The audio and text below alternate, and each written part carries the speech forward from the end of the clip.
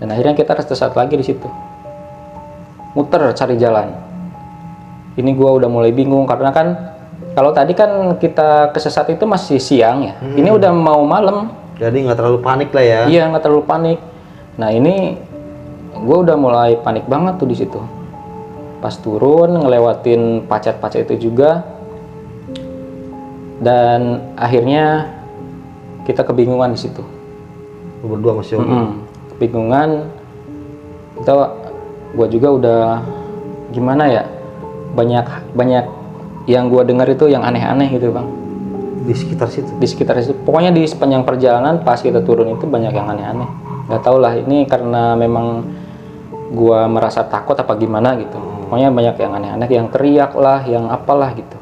Pas gua turun udah mulai maghrib tuh.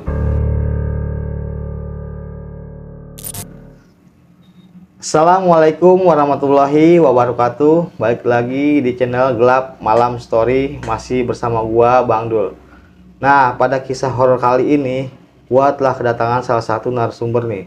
Nah, narasumber gue ini salah satu juga konten kreator dari channel Indra ke-6.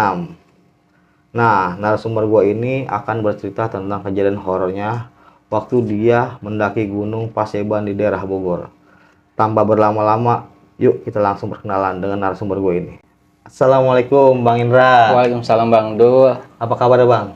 Kabar baik Bang Dul. Ini Bang Indra, kalau boleh tahu nih alamat Bang Indra di mana nih? Iya Bang Dul. Jadi saya tinggal di Pamulang Bang. Pamulang. Nah ini Bang, abang kan juga konten kreator juga nih. Iya. Nama channelnya apa Bang? Ya, nama channel saya Indra ke-6. Jangan lupa mampir ke channel saya teman-teman. Nih kisah yang mau dibawakan pada malam hari ini kira-kira apa Bang nih?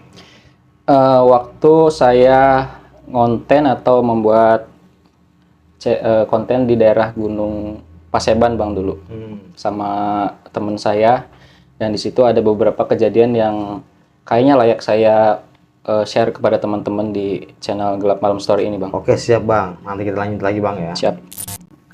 Oh ya nih, buat kawan-kawan semuanya yang belum subscribe, yuk subscribe dan aktifkan lonceng notifikasinya agar kalian tidak ketinggalan video-video dari kita.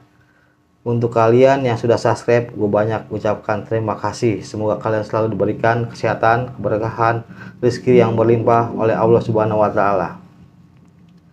Nah, bagi kalian juga nih yang mau jadi narasumber nih seperti Bang Indra kayak ini nih, bisa nih nanti nomornya gue taruh di sini nih ya. Tanpa berlama-lama, yuk langsung aja kita ke ceritanya. Simak dari awal sampai akhir. Tetap digemas Gelap Malam Story.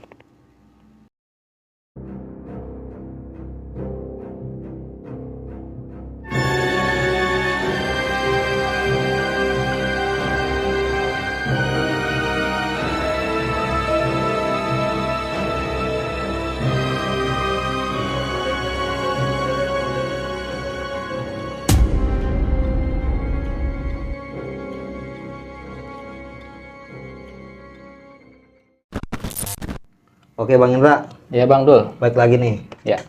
Boleh nih Bang Indra diceritain nih dari kisah pendakian di Gunung Paseban dari awal sampai akhir Bang. Gimana ceritanya Bang? Siap Bang Dul. Terima kasih Bang Dul udah memberikan saya tempat di sini untuk membagikan cerita nih. Sama-sama Bang. Sebenarnya saya di konten saya itu sering konten ke tempat-tempat yang istilahnya rada ekstrim gitu Bang. Contohnya ke Gunung Paseban kemarin. Sebetulnya saya sebelumnya tidak tahu sih kita mau mau naik gunung kemana gitu. Ternyata ada teman saya dan dia itu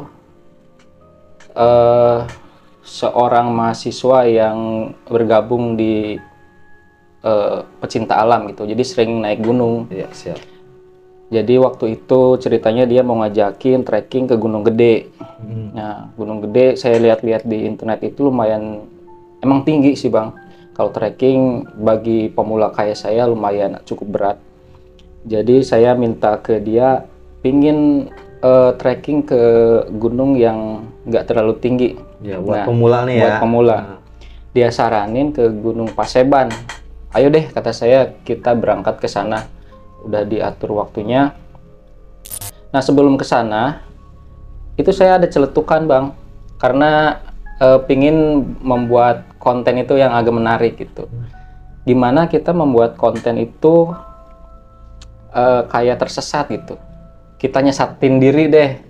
Oh, abang bikin cerita seperti itu? Dalam pikiran saya itu saya nyeletuk aja gitu Bang, nyeletuk ke si Yogi. Kata Yogi, wah jangan Dra, jangan kayak gitu. Mungkin dia tahu kalau misalkan ke gunung kayak gitu, memang jangan ngomong yang nggak benar. Jangan ngomong sembarangan. Dia ngomong sembarangan. Yang penting kita kalau naik gunung happy dan menikmati alamnya gitu. Ya udah gitu. Tapi pada waktu itu gue pingin banget bikin acara kayak gitu. Kita mulai tersesat kayak gitu. Dan akhirnya pagi itu gue sama Yogi, teman gue namanya Yogi, berangkat ke Bogor, ke Megamendung dari Pamulang ya Bang. Nyampe sana kita ngopi-ngopi dulu biasa pagi-pagi. Berangkat jam 5, nyampe sana jam 6:30-7-an lah. Ngopi-ngopi. Habis itu gue langsung berangkat, dan si Yogi juga nggak ngasih tahu ke gue di gunung itu banyak pacet gitu Bang. Dia jadi nggak ngomong. Gue kan niatnya trekking, jadi pakai celananya pendek, baju gini lah biasa lah, jadi nggak berat-berat amat. Bawa keril juga yang sederhana.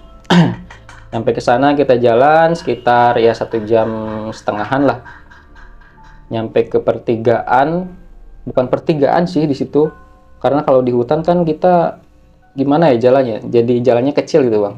Kecil, jalan setapak. Jalan setapak gitu, jadi banyak cabang.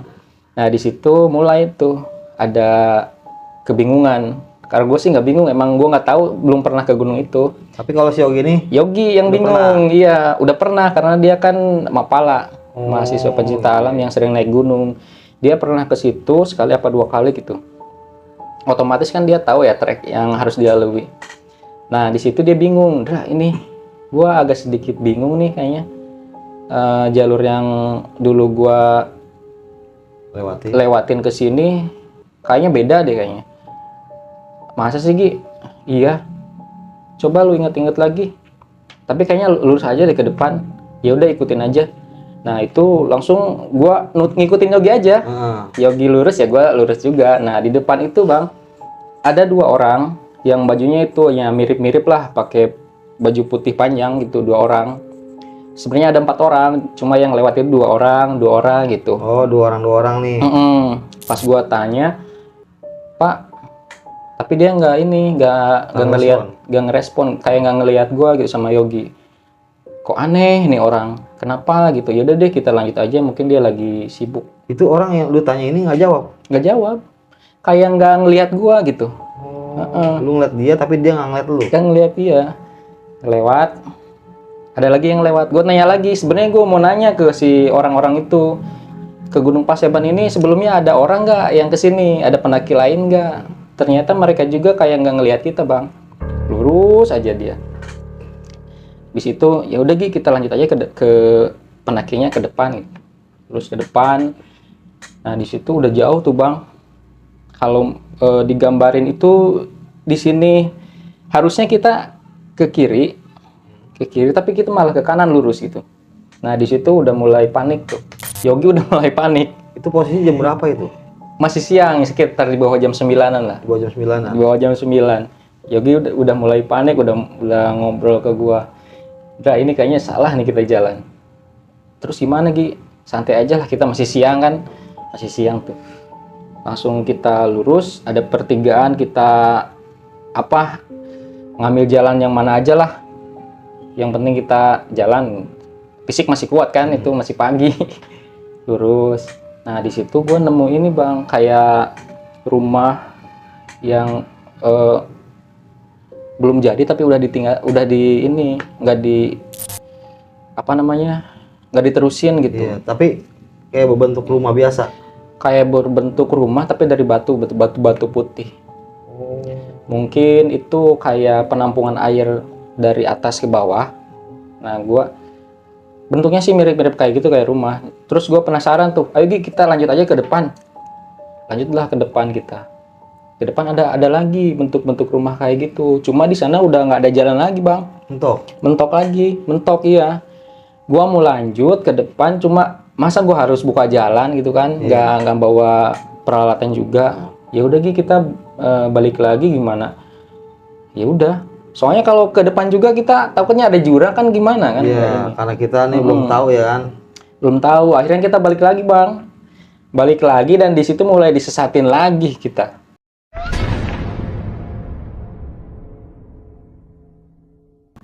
Pas arah balik. Jalur yang kita lewatin kita lupa semuanya. Dan di depan ada banyak kubangan, nggak tahu itu kubangan babi atau kubangan sapi, kita nggak tahu.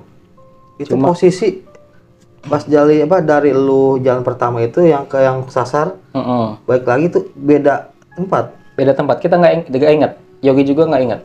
Di situ ada banyak percabangan dan kita malah makin jauh perjalanan, makin jauh ke sana.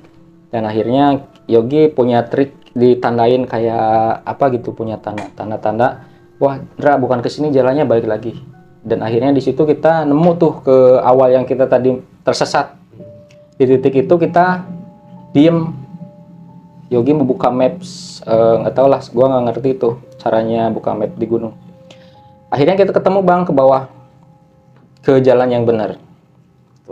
Ketemu dan di dalam hutannya itu dia udah mulai inget tuh bang. Udah mulai ingat jalurnya dan ada pendaki lain juga yang lagi ospek. Nah kita ngobrol-ngobrol ya kurang lebih 1 jam lah di situ. Ngobrol dan akhirnya udah sekitar jam 12-an. Yang harusnya kita 2 jam nyampe puncak, dari jam 6 kita belum nyampe ke puncak ini. Ke puncak. Di situ kita mulai lanjut aja Gi. Kita takutnya kemalaman di atas. Ayo Ndra. Nah kita ke atas dan di atas gua diserang sama mungkin puluhan ada ratusan apa namanya ya bang, lintah darat itu apa sih namanya? Pacet ya. Kaki gua yang nggak pakai celana panjang penuh sini. Penuh tuh dari bawah ke atas. Nggak penuh banget sih, cuma 1, 2, cuma banyak pada terbangan gitu, terbang tep ke sini. Kan kalau awal-awalnya ya cuma pacet, gua nggak tahu kan pacet itu bakal gigit terus habis gigitannya itu, bekas gigitannya itu keluar banyak darah. Ya udah deh gua lanjut aja, kata Yogi di sini cuma daerah itu doang yang ada banyak pacetnya. Ya gua lanjut aja ke depan sambil gua ini pacetnya itu sampai dalam-dalam bang, sampai ke sempak gua.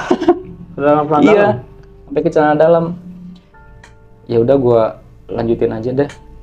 Gue ngomong ke Yogi, Ki kenapa lu nggak bilang di sini ada tempat pacet gitu? Kalau bilang kan gue pakai celana panjang. Ya Ndra, sorry. Yaudah deh lanjut. Nah di atas itu kita sebenarnya nggak nyampe atas bang. Nggak nyampe atas. Soalnya nyampe sedikit lagi mau nyampe ke atas itu udah mau asar.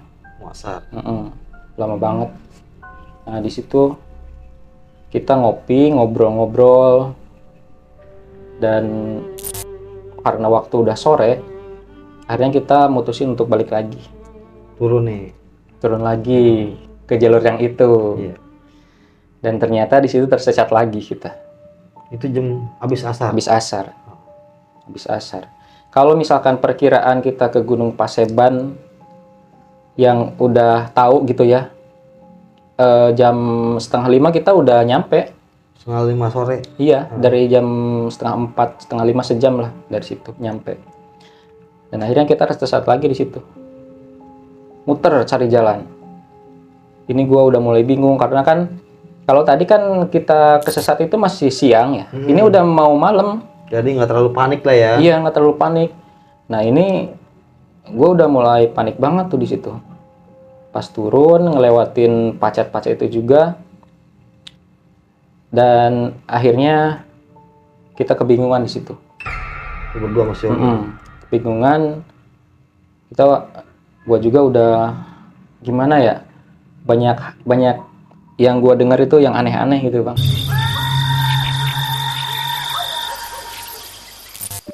Di sekitar situ pokoknya di sepanjang perjalanan pas kita turun itu banyak yang aneh-aneh. Gak tau lah, ini karena memang gua merasa takut apa gimana gitu. Pokoknya banyak yang aneh-aneh, yang teriak lah, yang apalah gitu. Pas gua turun udah mulai maghrib tuh. Gua hampir berantem sama Yogi karena mempermasalahkan jalur yang tadi kita lewatin. Sampai cekcok lu berdua. Sampai cekcok, soalnya kan dari situ emosi kita udah mulai ke goyah karena capek, lapar gitu kan. Nah di situ bang udah mulai maghrib malam. Hal aneh di depan gua itu kayak ada benteng bang, benteng besar. Benteng besar. Iya, benteng besar yang ngalangin Jalan gitu. Ngalangin jalan. Jadi gue posisinya dari belakang itu ke depan mau jalan, tapi kayak ada benteng tuh. Udah maghrib tuh, udah mulai gelap lah. Lalu. Jadi ini jalanan nih. Di depan tuh ada benteng itu. Ada benteng. Tapi mentok ke benteng itu apa ada jalanan lagi yang lu lihat? Sekeliling itu cuma jalan ke belakang aja. Berarti jalan setapaknya ya. Tapi berarti kalau ke pas benteng itu mentok dong? Mentok. Mentok. Bentengnya itu hitam, samar-samar hitam gitu. Dan di situ kita ada sekira setengah jam. Gua udah mau berantem sama Yogi. Udah. Tapi karena gua sambil bikin dokumentasi gitu, jadi pas take video itu biasa gitu bang. Cuma emang di dalam hati gue itu, wah panik karena belum nemu jalan untuk keluar. Itu bang, gue kalau ingat ini gue nyesel banget. Nyesel kalau misalkan kemarin gak ngobrol, yuk kita buat konten kesesat gitu. Akhirnya kita nyesat, jadi tersesat. Gara-gara lu ngomong sembarangan, iya, terjadilah hal yang tersebut. Kayaknya kayak gitu bang, sepertinya kayak gitu. Jadi gue itu dari mulai berangkat sampai pulang keliling-keliling di daerah situ. Muter-muter aja buat. Muter-muter, belum dikasih jalan itu. Sama sekali. Iya, gue sampai mau nangis itu bang. Saking putus asanya. Saking putus asanya, gue kan, gimana gitu ya? Mau balik lagi ke hutan, ke depan gue mentok benteng, ke samping masih hutan. Pokoknya pas gue lihat lagi ke depan benteng itu ada kayak orang yang lagi megang benteng itu di atas, samar-samar tapi. Berarti gede bentuknya. Gede bentuknya. Jadi benteng terus ada kayak raksasa gitulah istilahnya. Di situ gue gak berani ngomong lagi, udah gue pasrah aja di situ. Sampai mau nangis bang.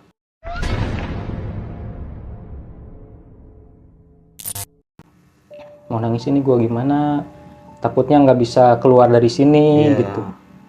Dan pas gue pulang juga daerah situ itu kayak masuk ke dimensi lain.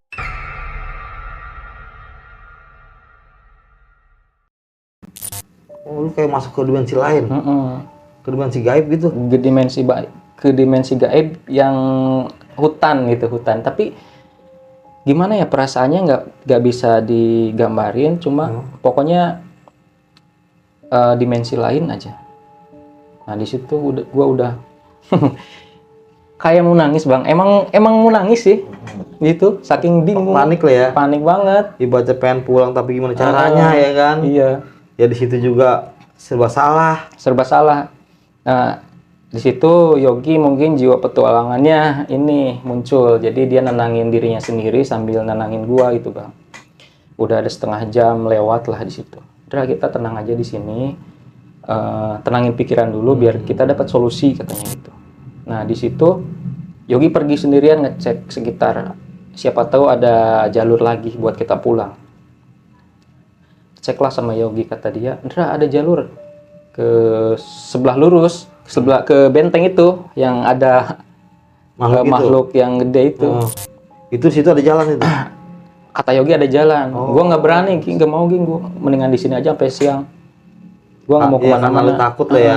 Takutnya nih lu masuk ke benteng itu bukannya pulang ke jalur yang benar, malah takut masuk ke dimensi dia ya kan? Iya, masuk dimensi dia. Gua nggak mau. Yogi tetap, ayo Ndra kita pulang, ini udah malam banget katanya gitu, udah gelap lah. Kita bawa penerangan juga, HP juga ini udah mau ngedrop. Gua nggak berani bang di situ, gua hampir nangis. Depan benteng belakang hutan, Serba salah ya. serba salah. Akhirnya gua ditenangin sama Yogi dan berjalan ke benteng itu. Lu Benteng beraniin itu, lah, lu beraniin. Gua beraniin, dan di situ memang banyak semak-semak bang. Jadi nggak jalur-jalur yang utama gitu. Banyak semak-semak dan gua masuk ke situ. Akhirnya kita mulai ke puncak jalur yang tadi kita tersesat. Berarti itu Udah keluar, udah keluar di situ. Dan ternyata bang, mungkin ya makhluk itu bukan berniat jahat ke gue, tapi menghalangi bahwa gue jangan masuk ke hutan sebelah sana. Karena di sana itu ada jurang.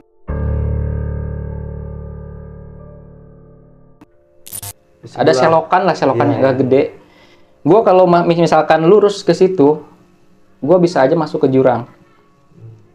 Karena di situ banyak hutan lebat yang kayak benteng itu, jadi kita melipir ke samping sambil Yogi buka jalur gitu. Jadi gimana ya? Gue dari awal dulu ya. Yang tadinya gue ngomong pingin bikin konten tersesat itu memang tersesat. Mungkin dikasih pelajaran lah gue sama diri gue, sama makhluk yang ada di situ. Nah, tapi makhluk yang ada di situ mungkin gak mau gue celaka kali ya. Jadi mereka menghalangi dengan segala cara. Kayak ada berbentuk benteng lah, dan akhirnya gue menemukan jalan yang benar untuk pulang jalan gitu kan. keluar lah ya. Tapi mungkin di situ pelajarannya sih bang, bagi gue pelajarannya bahwa jangan jangan membuat bahasa yang aneh-aneh gitu. Jangan ngomong sesumbar lah ya kan. Jangan ngomong sesumbar, pasti ada yang dengar, ada yang bukan, ada mungkin orang lah bisa ngeaminin biar kita memang bisa tersesat, ada mungkin makhluk-makhluk lain yang ngedengar itu gitu ya. Padahal tuh lu ngomong di situ bukannya di hutan kan? Posisi di rumah kan? Di rumah. Ya, tapi kenapa kejadian di hutan gitu ya? Iya, kenapa kejadiannya di hutan? Aduh, gue itu memang pengalaman yang ini ada di channel gue bang, itu cuma sebagai hiburan aja. Ya nanti gua taruh buat apa sih, dokumentasi aslinya ya kan? Iya bang. Itu yang pacet itu gimana itu? Yang pacet? Nah itu yang pacet darahnya semuanya ini selama 2 minggu nggak berhenti. Ngocor terus itu? Cuma dikit-dikit, cuma banyak bang. Maksudnya dikit itu ngalir terus, jadi banyak gua lapin lagi semuanya ke sini. Selama 2 minggu? Selama 2 minggu nggak berhenti.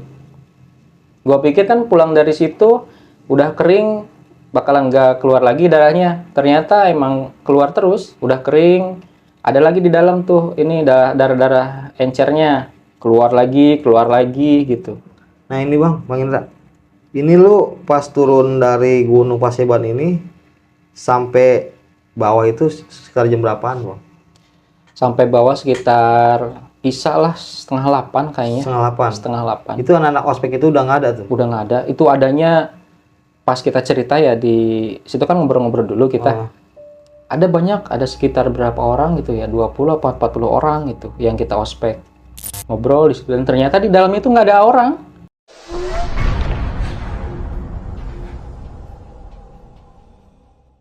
Di dalam hutan yang kita lewatin jalur itu nggak ada orang.